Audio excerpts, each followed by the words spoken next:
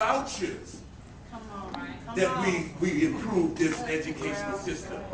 It's not through the privatization of something that we improve this education system. Whenever we find that an educational system works within a small group, I was involved in a group in a school called Hayground, which was a charter school. But when I saw it work, it took commitment from parents, it took commitment from legislators, it took commitment from every single player within the process. In that part, we talk about democracy. We're asking for input from each particular party that becomes a player within that. So we know that democracy has the capacity to be expansive. And when we see that it's been expansive, it's because that we've taken the steps in terms of seeing that it's being expansive.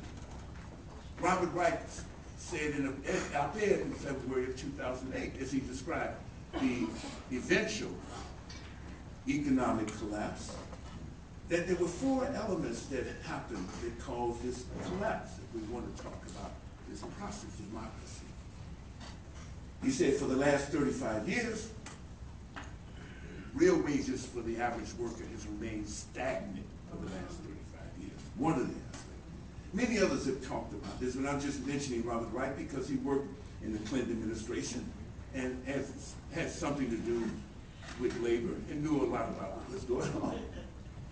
He also said that within what has happened over the last 35 years, that the number of women in the workforce with children has increased by 35%, from 35% to 70%.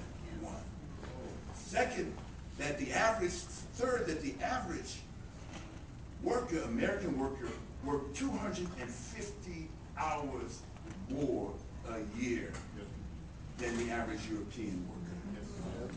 And four, that the only way in which they were to maintain or keep up was to leverage their homes or extend their credit beyond their ability to pay was the only reason they was able to do that. But he said one of the solutions in this article, I think this article was February 8th, this op-ed was February 8th in the New York Times in 2008. He said one of the solutions was one, to increase the tax benefits to working people, to increase the allowance for them in tax breaks, and two, to support the organization of unions. Yes, sir. To support the organization.